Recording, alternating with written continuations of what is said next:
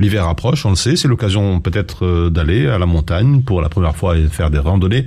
Des randonnées en montagne, c'est justement le billet d'humeur de Thibaut Vidal. Ouais, en période hivernale, quoi de mieux que la montagne pour aller flâner et se reposer. Alors un des trucs bien cool pour faire ça, c'est de partir à la montagne, pas forcément pour skier, on peut par exemple aller se balader dans les montagnes, faire une petite randonnée. Perso, j'adore les paysages, donc marcher dans la nature, c'est un des trucs que je préfère. Et puis en hiver, c'est clairement la saison, tu te sens un peu en mode aventurier à la recherche du Yeti. D'ailleurs, j'ai jamais trop compris le délire de la recherche du Yeti. Je sais pas, je sais que l'être humain aime bien se dire qu'il y a plein de trucs qu'on connaît pas, mais en vrai, si le Yeti il existe et qu'on le chope, il se passe quoi? Déjà, au vu de sa description, il y a une chance sur deux qu'il te prenne, te retourne et te défonce la face.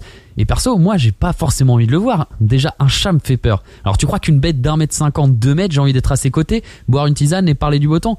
Non, parce qu'en plus, en ce moment, le temps, il est pas ouf. Et c'est ça qui est cool avec la randonnée, c'est de pouvoir se couper du monde.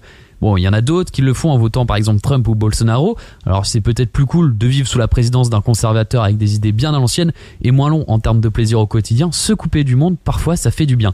Bah tout simplement, je vais reprendre l'exemple de Bolsonaro, ça montre un peu comment le monde part en cacahuète. Et bah allez à la montagne, vous serez juste avec vous et ceux qui vous accompagnent. Sinon retournez-vous parce que vous allez vous perdre et une nuit en montagne, si vous avez rien, c'est chaud. Enfin vous m'avez compris, c'est pas chaud en termes de température mais compliqué parce que sans rien, je sais pas comment vous allez faire. Moi j'oublie juste d'allumer mon chauffage la nuit et bah dans la chambre j'ai un rhume directement. Mais pour en revenir à mon exemple, si j'avais été brésilien, j'aurais bien aimé être tranquillement à la montagne hier. Non mais je sais pas, quand t'es le pays du football et la fête, ton président c'est une personne qui est nostalgique de la dictature militaire, il clame haut et fort son racisme, l'homosexualité c'est pas trop son truc et c'est un bon miso. Non mais un bon séjour en montagne m'aurait fait le plus grand bien quand je vois ça. Non mais je pense pas que vous vous rendez compte personnellement de la claque dans la gueule que ça peut faire. Vous commencez à le savoir, je suis fan de foot et quand j'étais jeune, j'étais bercé par Ronaldo, Adriano, Ronaldinho et le Roga Bonito, pas par Bolsonaro et le discourso des merda comme tu ne mérites pas que je te viole ou je préférais que mon fils meure dans un accident plutôt qu'il soit homosexuel. Eh bien les montagnes, faut en profiter parce qu'avec le réchauffement climatique, la montagne aussi elle prend cher. Bah ouais, faut pas croire que le froid ça conserve tout. Pour une fois, je rejoins tonton Michou quand en été il pleut et qu'il dit « Oh, plus de saison, bon sang de bouée !» Parce que petit à petit, les saisons sont soit plus longues, soit plus petites et ça abîme fortement l'écosystème des montagnes.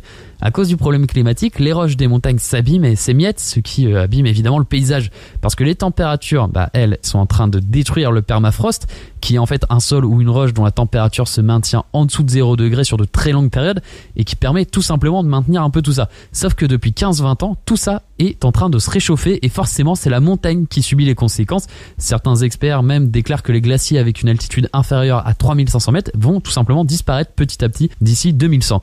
Donc voilà, si vous voulez profiter des montagnes, de son air sain, pur et vivifiant, vous retrouvez tout simplement seul face à la nature et toute la beauté qu'elle a à nous offrir, va falloir pas trop traîner. Merci Thibaut.